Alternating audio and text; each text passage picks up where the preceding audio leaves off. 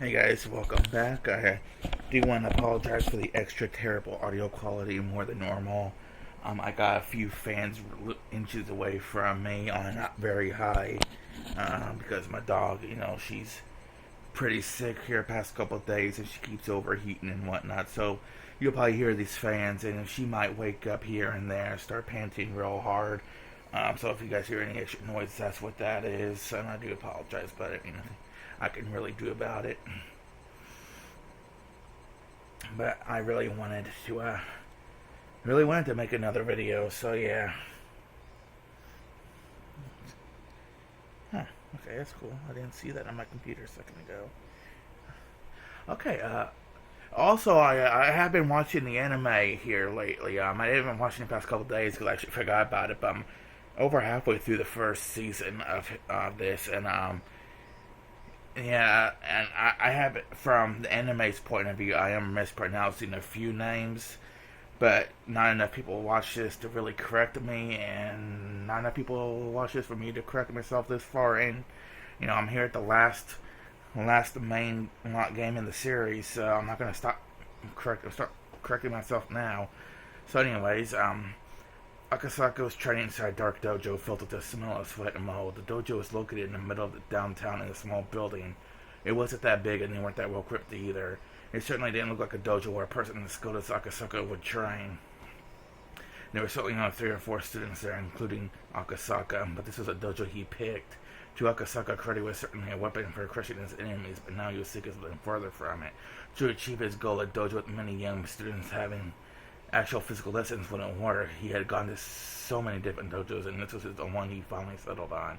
Every time Akasaka punched a sandbag, the heavy thud of his punch and the clang of the sandbag's chain would echo. He wasn't just punching blindly. He thought first, developed those thoughts, and then punch. It was more of a deep and low vibration than a proper sound. Drops of sweat scattered and the dust rolled up in the air. It was a perfect blow embodying the concept of one strike, one kill. When he wasn't satisfied, he closed his eyes, controlled his breathing as if trying to hear the cry of the cicadas. He punched again. From a beginner's perspective, it looked like he was taking breaks between each. And the other students training on their own would glance over and sense a fearsome respect at his focused blows. I heard Akasaka's son works at the police department. Really, if someone like him is a police officer, I don't want to do anything bad. So his concentration sure is amazing. He never gets tired. On his days off, Akasaka came to the dojo in the early morning. He is silently trained all day. His training was no longer physical but mental. The other students were already aware that his continuous concentration was the secret of his strength. However, that was easier said than done. As long as a person lives, they are bound countless ties and idle thoughts. For a person to submit all his will into such singular focus is more like trying to obtain the enlightenment than something in the realm of martial arts. Man has tried many different methods to achieve such enlightenment, and what I've learned is that there is no way to reach it. A path one takes can reach it mastered. Karate is what Akasaka chose. The rumors say that his wife is dead. Supposedly he does karate to forget about that. Really, that's different from what I've heard. I heard he couldn't save a girl on the job and leading him to realize his weakness or something like that. Hey, I can hear you. Quit talking about other people in the train. Yes, sir. It was a small beeping noise. Somebody's watch was letting them know it was noon. Akasaka-san, we're going to get some lunch. Can we get you something too? Sure, I don't care what you get, thanks. Akasaka was more pleased to be alone in the dojo than to have anyone bring him lunch. When they left, silence filled the building. Shit, my focus dissipated because they were talking about me. But if that happened because of that bit of a small talk, that meant he had much more training to do. He had to train much harder if he wanted to achieve enlightenment. He focused again and started to punch the sandbag, but the sound was a lot lighter than before, and obviously the strength in his fist was no longer there. Realizing that he needed to take a break, Akasaka pulled a towel from his bag and sat down. The sound of Kakata soaked into his body. The windows were open, but there was no breeze coming in. He still could feel the air, just a little. Just as they said, the reason Akasaka started karate was because of Yuki's death. Of course, losing against the suspect in that kidnapping incident was a reason too, but more than that, the pain from Yuki's death was what made him start. Yuki fell down the stairs at the hospital and died while he was on a business trip in Shishiba. He couldn't get rid of that depression, so he started learning karate. But in June 1983, when the Great Hinamizawa disaster occurred, he realized something very important. A girl had predicted Yuki's death, and in return, she wanted him to help her. Yuki's death was an accident. He could have told himself that there's nothing he could have done, but as for the girl, Rika Furude's death was different. She knew about her own death 5 years prior. When the disaster occurred, he remembered Oishi and called him to make sure he was okay. Then found out about everything, and when he was caught up and he fell into despair, Rika Furude was the turning point in his life.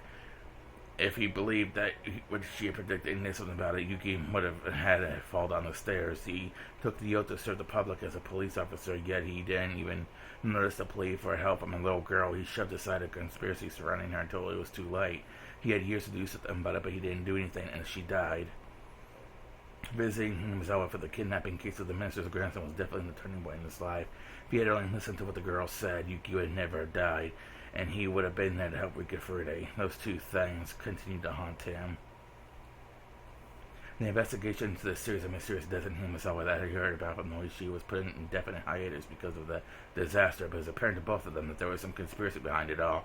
The challenge sustained, he needed all the strength and experience that he could muster. He was devoting himself to gain such strength, but it was too late. Everything had already ended. While he was stuck in this dilemma, the dojo instructor punished him. There's nothing no one can do about it's already done. So in that case, the only thing he can do is train diligently, so that if the same thing happens again, he'll be able to save a person in need. It's all too late. Everything's already over. Yuki died in the accident. Himizawa was destroyed in the gas disaster, and Rika-chan was murdered as her intestines were ripped out while she was alive. Shit. I was too obsessed with Yuki's death and couldn't hear the girl's pleas for help. No, if I had listened to her, I could have prevented Yuki's accident too. Damn it, shit. As Akasaka clutched his hair and looked up, he noticed a small shrine overhead that protected the dojo. Akasaka respected both Shinto and Buddhism, but he had never thought of praying to gods in times of despair. But the first time, he felt like he was praying for help. If it was something he was capable of doing, he would never even consider praying, but it was something he couldn't resolve on his own, he prayed. It was a very selfish wish. If his wish were to come true, everyone in the whole world would wish for the same thing. Please give me another chance to go back that time. I swear, that is this time. I will save them both. At that moment, Akasaka's body suddenly felt very light, and it was more like she was losing his balance, as if he was fainting. Perhaps it was because he shuddered so loudly after training, his brain was lacking in oxygen, but he couldn't take his eyes off that shrine. Thank you, Akasaka. We need your thoughts. Was this a hallucination? Akasaka felt like a stranger was talking to him. We must wish for a miracle, and you must wish for a miracle too, otherwise a miracle will never occur. Unless everyone wishes for a miracle, it won't occur. In the middle, they misread that. It won't occur unless both sides reach out, their hands won't meet in the middle. He didn't know what she was trying to say, but somehow felt like he could have missed a single word of it. He felt like it was something very, very important. Akasaka, if you wish for it, I'll grant you this miracle, and that'll be a miracle for us too. Joining these broken fragments will give us a chance to create an even greater fragment. Your resolve on it may greatly influence everyone's fates and intentions. Can you turn back time to that day? No, I can't do that. The only thing I can do is let you notice. To let you notice the things you can't learn from one fragment, you can learn from others. So all you have to do is return this broken fragment to where it belongs. It's a big miracle itself, although you probably won't even notice it. Thank you, Akasaka. Thank you for remembering me. I don't even know how much time I spent asking you for help, but finally it reached you. So I'll say it one more time. Please help me. No, please help us. Interesting.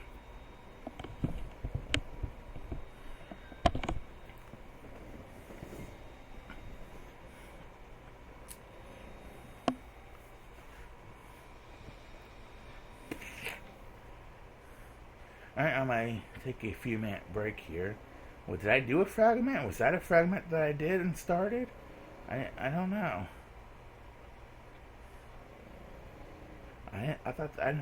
Was that a fragment this whole time? I don't know. I'm gonna take a few minute break here regardless. Or is this a new one? Oh, this might be a brand new one, actually. I don't know. Okay, that was a nice few minute break. Wanted to take a little bit longer, but I don't want to. It's earlier than I thought it was. Okay. Anyways, it was long. It was really long. Are you okay? Is your spirit still alive? Do we have all the pieces we want lined up on the game board? Is this everything we have that we can go up against Takano and her minions in the game of Fate in June of 1983? I think maybe we have everything. And last but not least, Hanyu, is you. The time you have to be a piece is limited, but that doesn't mean you can't show up in the game. Shall we begin? I put in hundreds of years just for this moment. Okay. There we go. Someone once suggested that we believe in us like placing a bet with coins of hope. In other words, we believe in it's taking a risk. You gain something if you win, but you lose something if you fail. And as with any gamble, we try to make sure we win and bet a coin. But as with any gamble, there's no guarantee of victory. Sometimes you win, sometimes you lose, and that's how you increase the number of coins you have. But if you keep losing, you won't want to continue gambling. And then you realize that if you don't gamble, you don't have anything to lose. And not gambling on anything is the same as not believing in anything. Not believing in anything is the same as not involving yourself in anything. And not involving yourself in anything is the same as not existing. Therefore, she didn't exist. The one coin she had in her heart was the last one. If she lost it, she disappeared. And that was why she was hesitating to make a bet. She had been running, trying not to get involved in any type of match, but because she was afraid betting an accident, but just like a game of poker, she could lose her coin by folding. She tried not to lose her last coin, but that meant she was going to lose it eventually anyway. There was something she didn't know. Actually, I didn't know it at the time either. The more coins bet in this pool, the higher our chance of winning this game. In other words, the more frightened we are, the more we'll lose in the game before us. It's just like carrying a portable shrine. It's impossible to carry such a heavy thing by oneself. But when people put their strength together, they can lift it easily. There's a clean borderline between too heavy to lift and easily lifted. It's just like how the balance in the scale tips was just a little weight. The big heavy shrine before us couldn't be lifted. Everyone tried their hardest to raise it, but it couldn't. I didn't help because I wasn't sure it would budge. I don't participate in games I know I can't win, so I didn't bet my coin. But that was wrong on me. Maybe the portable shrine could have lifted if I joined. For the longest time, I've been pretending to be a bystander. I always thought there was just to find out if my coin was worth betting or not, but that was wrong. I'm just an old onlooker, nor should I be a bystander. Should I participated? The game I've been facing doesn't look like a game I can win. It doesn't look like a game that's worth betting on, but by betting on it or participating in it or believing in it, an outcome might change. To gamble on something is the same as to believe in something. To believe in something is the same as to be involved in something. To be involved in something is the same as to exist. Therefore, she existed.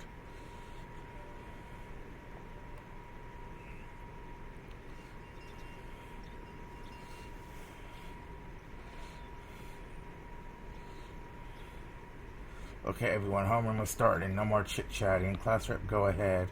All right, bow. Good morning. Sit down. Rattle, rattle, rattle. It's an ordinary morning. The only difference is I started a little later than usual. She says they normally rise in classroom right away, but she's a little late today. Why was she late for homeroom? The rumors were already starting about the classroom before she arrived.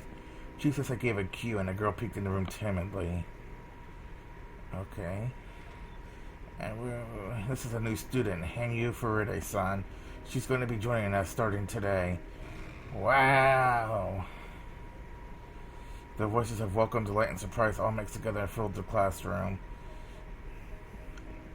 Furide, is she related to Rika-chan? Yes, she is. She's my distant relative.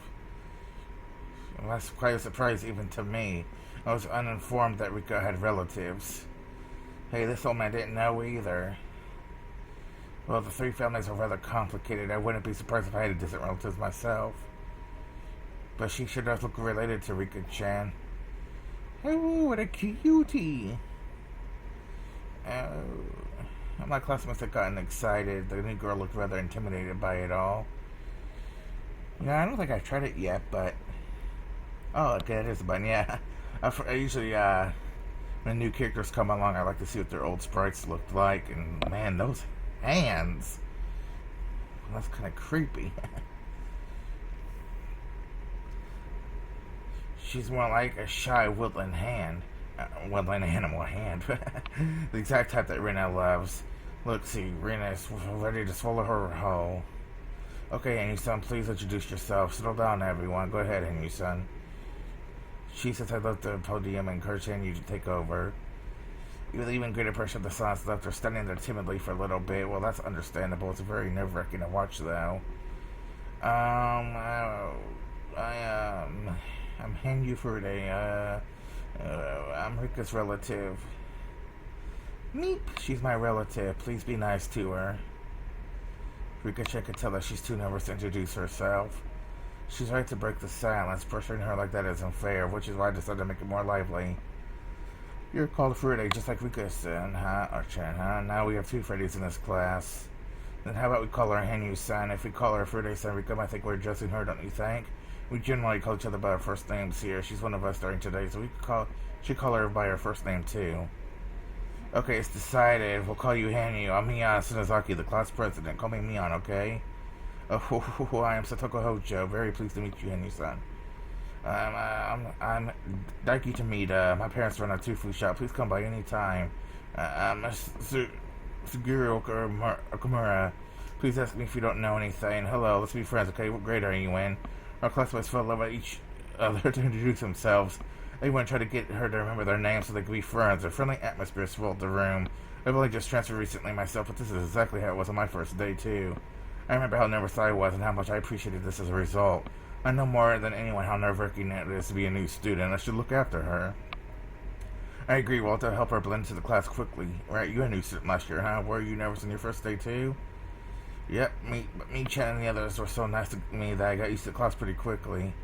Well, yeah, welcome to a newcomer to the village is one of the three families' important duties. You only mentioned there's three families when it suits your purposes, but it's true that you all helped me get used to such a different environment.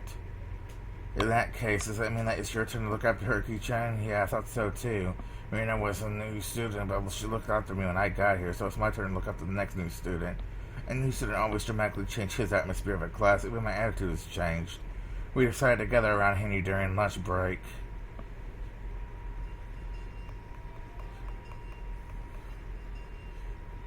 Okay, I'm gonna take another few minute breather here.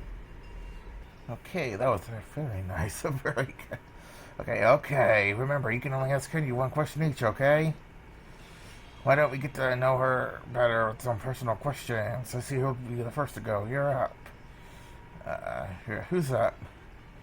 Okamura. Okay, you're up, buddy. What's your favorite food?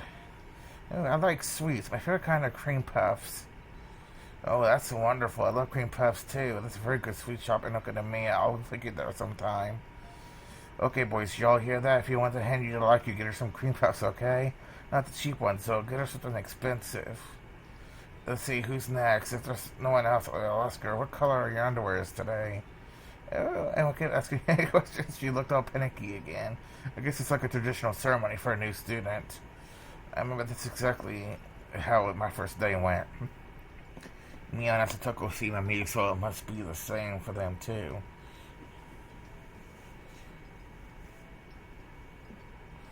I noticed Rena watching the scene before her with a distant look in her eyes. She probably remembering her first day too. Are you recalling what it's like? Eh? Oh, yeah. Well, you think about something else? You aren't thinking about taking Henry home, are you? Oh, no way. I'm not thinking that since Henry likes cream puffs and if I has some good cream puffs at home, that she should come over or anything like that. Oh, I'm taking her home with me. If she doesn't come to school tomorrow, it'll be your fault, Raina. That's mean. As we watch Henry and our classmates have fun, Raina and I laugh together. Alright, hey, Kichikan, this sure is great, huh? Yeah, it is. It's great to meet a new classmate. No, not that.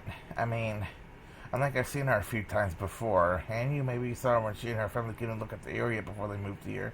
You sure have a good memory, Rena. No, it's not like that. Henry Ch8 has been here for a long time. She's been here right beside us all the while watching us play together for ages now. Huh? Is it just me that you noticed Kichi-kan? No, I haven't seen her before. So are you saying that you met her before, Reina? From what I hear, from what I could see, this is the first time Mion and Satoko met Henry. She's been that close to us, like Rena said. It's impossible that none of us would remember her. Are you sure? Besides, Henry was a transfer student. She couldn't have been here in this village that often. You think so? I started seeing her pretty often. It's your imagination. Even Henry just said she was living far away before she moved here. But I've seen her before. Hell, I mean, I look like she's trying to remember more. It's probably one of those deja vu experiences. Although it's the first time you see something, it feels like you've seen it before.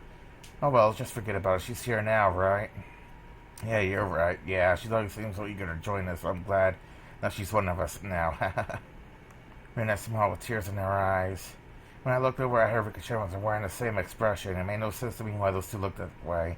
But as soon as Satoko came over and pulled a prank on me, I forgot all about it. Damn. Okay. See you later. These are the words I was thinking of the best time of the school day. As soon as the last period ended, my classmates ran out of the room. Henry was popular all day today. She's Ricochet, so all the lower grade students gathered around her. Older students like me and Mion didn't have a chance to get close to her. Well, I'm sure they'd rather have a new student who's her age and a scary looking older guy. That's right, you looked so scary at first, Kichika, and it's probably because you were nervous. Hey, that's mean. I was trying to be friendly so I could get along with the class.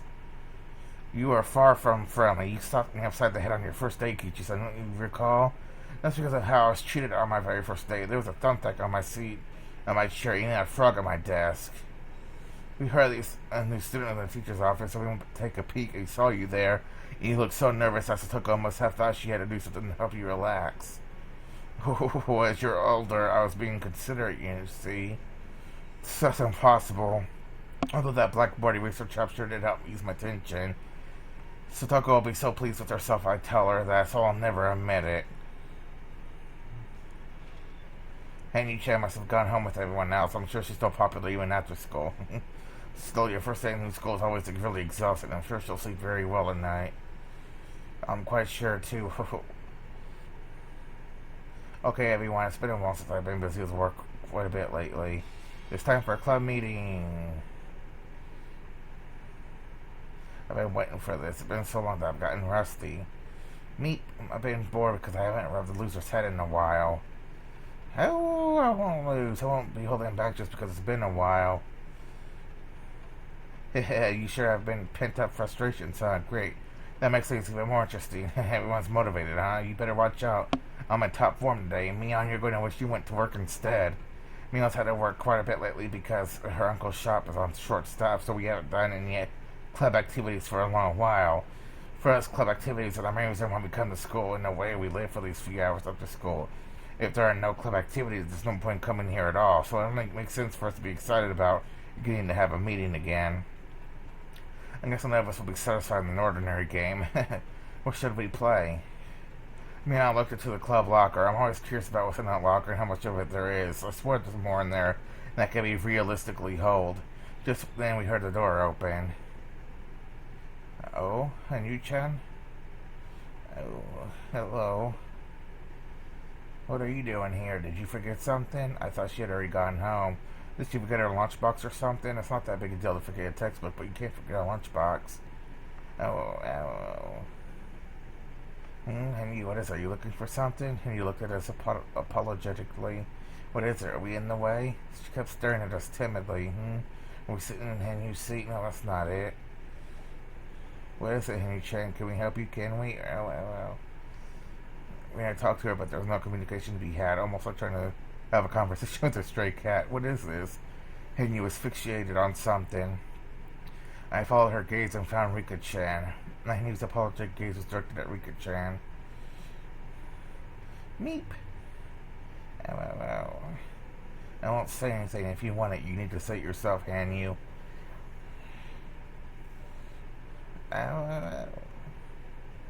With that, I finally figured it out. Henry wanted to say something, but she didn't know how to say it, so she wanted Rika-chan to say it for her, but Rika told her to say it herself. In other words, we need to listen to what Henry has to say. We patiently waited for Henry to speak up. But when I think about what happened this morning, I realize this kind of silence makes her even more nervous. Even ended up noticing that talk to her in a sweet tone of voice. What is it, Hanyu-chan? Can you tell me? I'll help you. What is it? Can you say it one more time?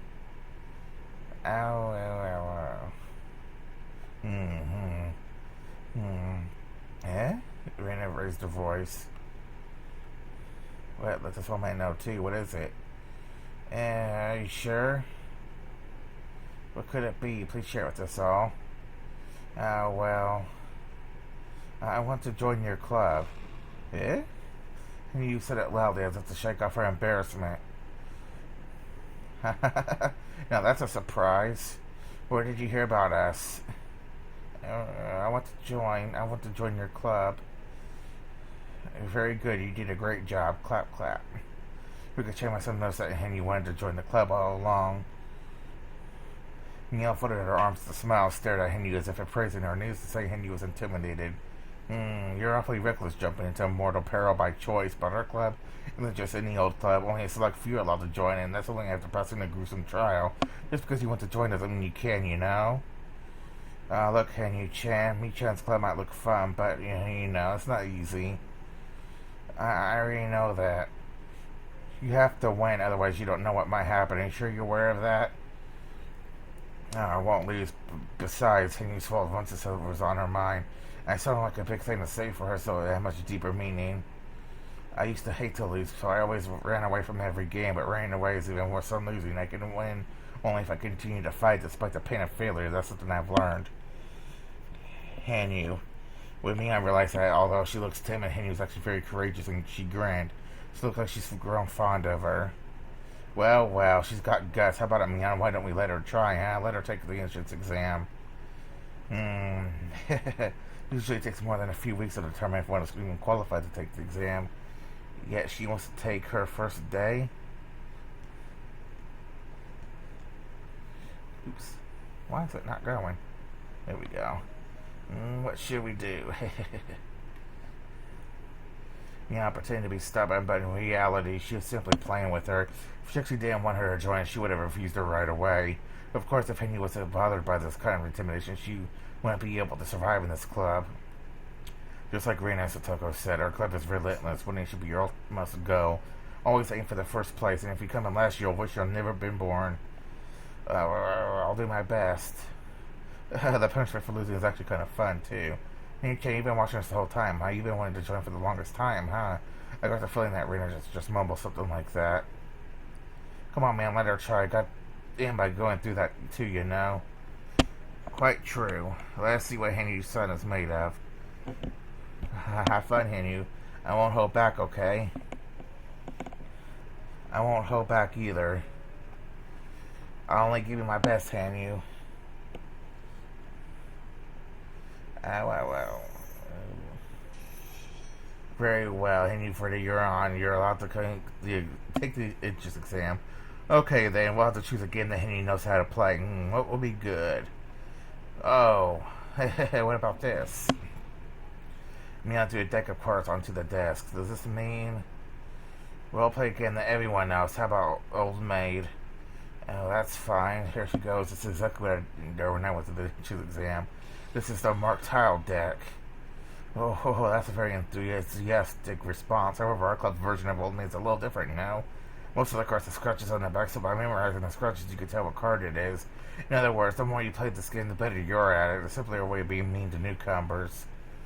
Hanyu-chan, you can do it. This is a trial. How? You could do it. Yeah, this sure brings back memories. I had to go through this too. It just happened recently, but I still feel so nostalgic. However, that doesn't mean I'll go easy on you. Just like how merciless they were all when I did the exam. I'll put everything I got into this, right, everyone? Prepare yourself, Hanyu-san. Here we go. If you want to join, let's see what you've got. Roger. Alright, I'm going to take another few minute break here, guys. Alright, that was a little bit of a quicker break, but, you know, whatever. So, yeah, let's get back to it. I'll call your hand from the right, okay? Ace, 3, 4, 7, Jack, and Queen. It's too late to hide now. Oh. Sorry, Hanyu, this is the use of spades, right? I'm out. Now, do you get it, Hanyu? This is the entrance exam for our club. Me, but Kichi's putting his leftover regrets from his own entrance exam to this game. Come on, Ki-chan, are you sure you should be saying things like that? Hanyu, take Ki-chan's card on the right. That's what you need to win.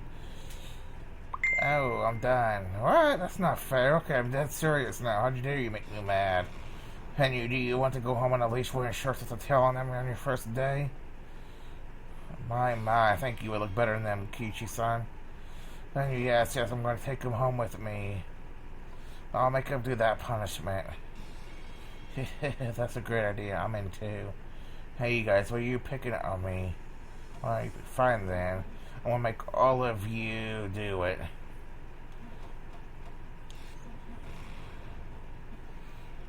Yeah. Okay.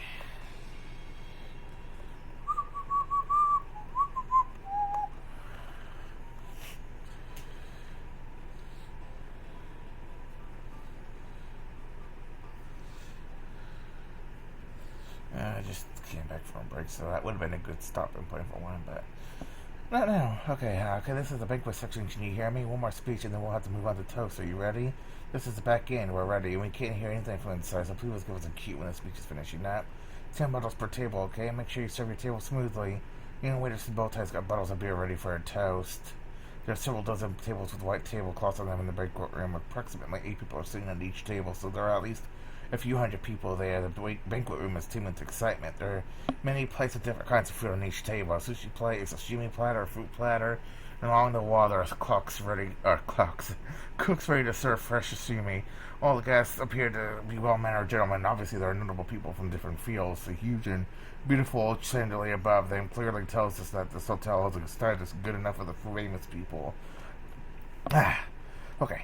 An elderly gentleman has given a long speech on the stage before making a toast. Usually people don't like such long speeches, especially if it's before a toast. But the guests are actually excited with this speech. Maybe the word excited is unsuitable, so maybe it should be described as an upsurge in a strange way. Anyway, Japan accepted the demand for the unconditional surrender, and the day they did, the Pacific War ended. In other words, even if they had to take care of further business, the war ended that day. According to the international law, from that day on, there was peace. Therefore, if any troops invaded Japanese land during that peace, there would be an encroachment against Japan, no matter what the Soviet Union says. The northern territories of Japanese land should be cleared to everyone that they invaded illegally. Here, and now they want to settle by returning a mere 2 islands to us. Who they think they're kidding? Listen, Hebumai, Shikotan, Kunashira, and Iturup are Japanese territory. Their total area is equal to an entire prefecture. What would you think if the Soviets invaded and occupied one of our prefectures? Would you settle for just getting half of the prefecture back? No, you wouldn't. You'd have the entirety returned to you. Yet the Soviets are brazenly sitting there claiming invested rights to the land. This is no joke. We must strongly oppose this to the bitter end. Return all the northern islands. Our nation must demonstrate unwavering resolve on that point. Thunderous applause filled the banquet room. All the gentlemen agreed and expressed that they felt that way by cheering him on. And all that hubbub where there were 2 people standing by the wall who didn't seem to fit in with the rest. They were wearing sharp-looking suits, and while a little too old to be called young men, they were certainly young compared to all the elderly gentlemen in the banquet room. Why do politicians always tend to lean right or nationalist and be so partisan? That's simple. What politicians want most of their votes, and votes are cast by their constituents. But not everyone over 20 actually votes. Voter turnout is the highest amongst those who are retired and have free time, so the elderly interested in politics monopolize the votes. And that means the key to the election is whether or not they can secure the elderly vote. The war only happened 40 years ago. In other words, the generation that's interested in voting is the generation from before the war. My mother talks about air raids often. She used to live near Masturibayashi. I don't know if I pronounced her right. And she lost all her family in an air raid. She had to walk across the burning fields all alone. That's right, our parents went through the war. They shed their blood, sweat, and tears believing it was for the good of the nation. We lost the war, but they believe the war still brought about change that serves as a foundation for the peace we have today. I hear that a lot, that if Japan hadn't fought in the war, the Asian countries would still be Western colonies. There's no way we could have won, but we need to fight in that war or something like that. In that case, no matter how much they preach pacifism, politicians can ignore the pre-war generation. War is bad, and we should never again fight a war, but that war was necessary. Unless they see things like that, it's like they're denying the very lives that generation lived. I see.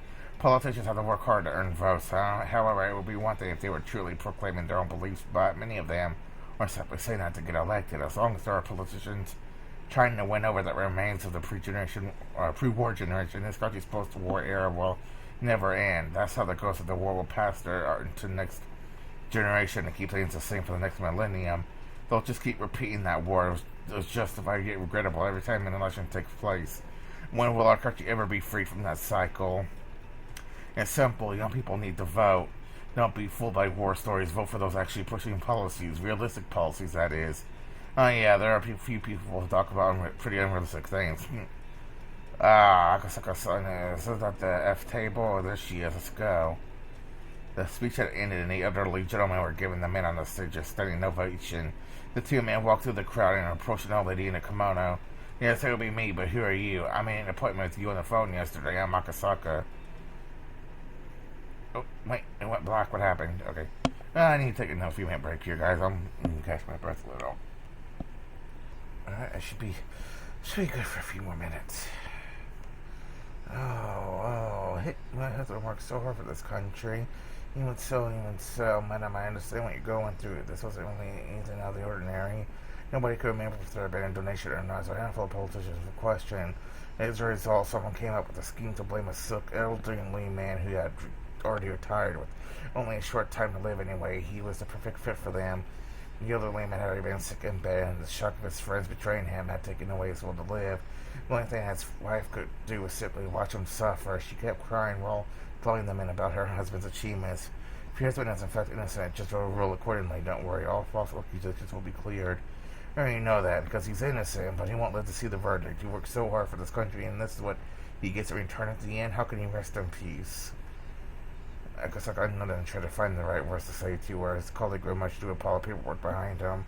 The papers were full with fine print, and it would be hard for a non-looker to tell exactly what they were. However, the way he was looking at them made it very clear that they contained something important. Akasaka-san, this is amazing. This records exactly how the money was moved. Akasaka gave him a singular reminder that this was the place to be looking through those documents.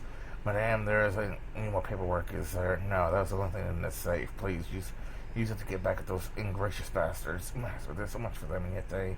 Oh, Madame, you understand that sometimes these documents will implicate him, don't you? Yes, I understand that. One can't be honest all the time when he's once a politician. I'm his wife, after all. Thank you for your cooperation. I will see this to expose the injustice that was done to him. Only one thing. May I ask you one thing now? Well, couldn't you wait until my husband passes away before making this public? The paperwork Akasaka received was something her husband intended to take to the grave with them. Something that shouldn't exist in this world. If it went public, her husband's name would be disgraced. Akasaka nodded. I understand, you have my word. Vast public funds were moving from Kusumi Gaseki. The funds were issued to separate branches to carry out national policies. But various ideas over those public funds always came together, and there was never an end to those trying to poke a straw into it to suck it out like a mosquito. Excessive dividends, cordial patronage, and profits for organizations that benefit themselves. Many financiers approached and have heard to officials and politicians hoping to earn those gains, and the bureaucrats constantly indulge them. That's how Japanese corruption works. These illegal pipes from bypasses to bypassing Kasumi Gaseki is siphoning off public funds for their profit to find and destroy such pipes is, of course, in the national interest. But eliminating illegal expenditures isn't as simple as all that. There are more important people connected to those pipes, and when those people are investigated, a major political scandal takes place. The reason why the government doesn't investigate such illegal expenditures is not only to protect the vested interests, but also because they are conscious of the damage these scandals can cause politically. To put it succulently, I don't know, the government can endure the pain of pushing the pus out of a wound. The closer the exposed subject is to the top of that, greater the pain faced by the government, and that affects the cabinet approval rating. The closer to the subject is to the core, the more extensive the damage to the heart. The secret investigation Asakasaka was leading went as close to his heart as it got, could cause a collapse of the administration from shock. Akasaka was tipped off that a huge amount of public funding was looking out through an alumni organization of the Seven Imperial University, so his colleagues had been conducting a secret investigation into the matter for a long time. His target was tightly nipped, but when he learned the wife of one of the organization's senior members bore strong resentment toward them after her husband was made their scapegoat, he managed to contact her, and because of that, he had got his hands on extremely important information.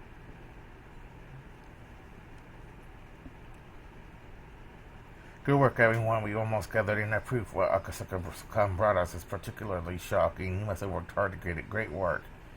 Oops, I missed that. Thank you. The small meeting room was filled with boxes that were in turn filled with documents, and Wayport was filled with cramped writing, too. A few of the investigators in the meeting room, which was also filled with smoke, were reading the documents intensely. Their intimidating manner clearly indicated that they were police officers with a great deal of experience. Akasaka was one of those men. It had been a while since Mamoru Akasaka was transferred to this department. When he worked on the case of the kidnapping of the Minister Inukai's grandson, he had been a rookie, but by now he was an experienced investigator. After a knock on the door, an elderly man entered the room. Everyone straightened up at once. Sir, thank you for stopping by. Thank you. You don't need to stand. Relax. I brought a wonderful gift for you all today. Kenu or Kanao? Kano, I don't know. Kanao, I'm going to pronounce it Kanao. Canoe. That's going to be it. Canoe. You'll get to your son's parents' day meeting after all. The meeting room was filled with sighs stained with expiration and whatever, and resignation. It certainly wasn't because of any of them hated getting to the parents' day. I knew it. I thought it was about time. Akasaka's colleague complained they had been close to getting to the root of this issue. They had such strong evidence. Akasaka on his part wasn't too disturbed. This had happened several times in the past, and considering how hot the documents he obtained were, it was easy enough to predict. The case was certainly transferred to another department. That meant their investigation ended here. The new department was supposed to continue the investigation to expose injustice, but it never happened once before. It was just an excuse. The investigation had been terminated because of the pressure from above. Damn man, what about everything we worked so far? This workforce for? It was just to see how much it hurt to push out the puss. They realized it would be too painful, so they decided not to treat the wound. In that sense, their hard work wasn't wasted. Because of it, the investigation was terminated. Akasaka understood that, but his colleague wasn't yet mature enough to understand. Of course, Akasaka's sense of justice was displeased by this. He felt frustrated with his superiors who had hesitated to expose the truth, but he was mature enough to know not say that out loud. We'll organize what we have and hand it over to the other end later. Anyway, since you haven't had a day off for a long time, you don't have to wait till 5 p.m. to leave today. Please go home and get some rest. We'll talk about what's left to do tomorrow. Also, don't forget to use up your vacation time, too. Make sure you take a vacation and give a treat to your spouses. Chief, please come with me. That will be all. Yes, sir. Though his long secret investigation left a bad taste in his mouth, with its resolution, he managed to earn a holiday until the next incident arrived. Well, I guess we'll do as he says. Everyone go home and get some rest. If you get home that early, you might find out your wife is having an affair, you know. Dumbass, you don't know anything. Akasaka-san and his wife are madly in love. He calls her every night from a public phone in a different building. I envy you, Akasaka. My wife is pretty cold. Akasaka smiled bitterly as he gathered the documents in his hands. One of the pages fell to the floor as a page from a huge pile of papers documenting illegal expenditures. They exposed the illegal expenditures of the Alphabet Project, the research team for the next generation of hardware, and the Defense Agency. It was entirely possible that this project was created in the first place for the purpose of funneling these illegal expenditures. When he saw the paper, one thing caught Akasaka's eye. He picked it up, looked at it, and tried to remember. It was a list of people who illegally received public funds. It was also a list of retirees who were still very much in love with the money. There should have been no connection between these people and Akasaka. However, there was one thing that brought his attention. The Yari Clinic. As soon as he said it, all sorts of memories resurfaced. Yes, the Yari Clinic. When he was working on the case that Minister Inikai's grandson's abduction, he got into a scuffle with the suspects and became injured. He was taken to the local clinic. As he recalled, the name of that clinic was Yari Clinic. He started to remember one thing after another. His very first experience was with wading to muck. It was burnt into his mind like a fresh memory, and that he could vividly recall everything that happened. His daughter was about to be born, and he really didn't want to go to Hinamizawa. He met Oishi, who taught him a lot of important things. He also met a girl in that village. Her name was, yes, Rika Furude. That was it. How long had it been? How old was she now? As he remembered her lovely smile, he also remembered the ominous prediction she made. She had predicted that if he didn't go back to Tokyo, something terrible would happen, and at the time he took it as a nonsense. But he felt something odd about it as if it was a divine omen. He then remembered Yuki, who was about to give birth. He became concerned that something terrible would happen to her, but he just couldn't leave and go back to Tokyo. That's why he called her right away. He told her what happened. He told her to be very careful until he returned. Yuki had laughed and told him he was being paranoid, but that phone call indeed saved her from a calamity. Akatsuka found out about when he visited her after returning to Tokyo. A few days after his phone call, Janitor was seriously injured when he stepped on the loose tile on the stairs on his way to the rooftop. He also heard afterwards that Yuki had a habit of going up to the roof for a walk every day, but because of this phone call, she had stopped doing it. If he hadn't called her, she would have been on the one step. She would have been on the one to step on the loose tile. In other words, Furude's prediction had been correct. There was no proof, but Akasaka still believed that he was able to save Yuki only because of Furude's prediction. He intended to call and thank her for saving Yuki, but the busy days that followed put it out of his mind. Rika-chan, he's wondering if she's still doing well, if she's still smiling. Akasaka remembered the sad prediction she made on that night under the moon while still wearing that smile. That's right. She said something. She predicted someone would get killed on the night of the festival every year, and on the 5th year in, she'd be the one to be killed. That's right. He thought she did say that. The 5th year, that's this year. The festival is. That's right. It's in June, if you remember correctly. It happens on the last Sunday of every month. Of every month? Oh, of the month. Okay. I don't know where I got it from, but okay. Okay, so I could look at the calendar. It was June 1983, although there was still some time that does predict the first stuff was coming out. The girl who predicted Yuki's accident was also prophesied a mysterious incident that would occur annually for the next 5 years. if they had actually been happening, then they would be happening again this year. Akasaka wondered if she was still Dokonami PD, and the annual incident she predicted actually was taking place, he would know. In other words, she could confirm if Rika Freddy was going to be killed or not with a phone call to Ishii. The girl who predicted her own death and muttered that she didn't want to die. Muttered, no, it was clearly a plea for help. A young girl who was trapped in the fathomless bizarre traditions of a village she couldn't escape had sought help from him, an outsider. She paid his reward in advance, in the form of foreseeing Yuki's accident. He had to get her, he had to go save her. A flood of emotions filled him up. He felt as though he had finally remembered something he was never supposed to forget. That's right, he had to go to Himazawa. He had to save the girl who asked him for help. Alright, guys, I'm going to take another few minute break here, guys. I'm my breath once again. Well, that's will be, guys. I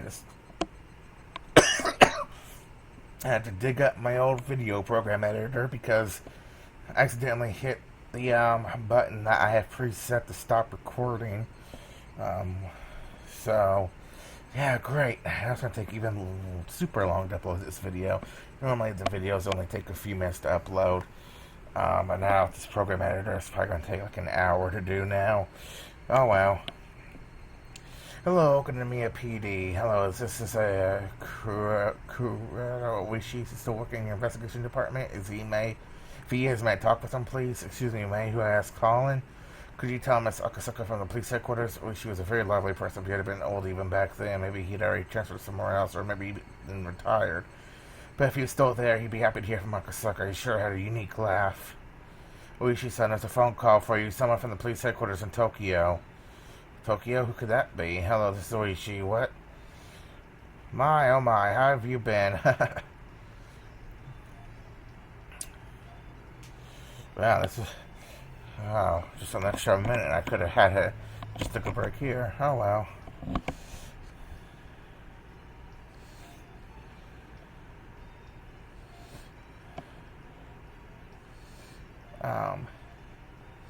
Yeah, great. Any tips? Nope. All tips. Has there been any tips? No. Okay, I guess I'll go ahead and end the video here. I hate to have to... God, this is only an extra minute. I wish I didn't hit that button. But I think this is a great stopping point. So I want to thank you guys for watching. I'll see you guys next time.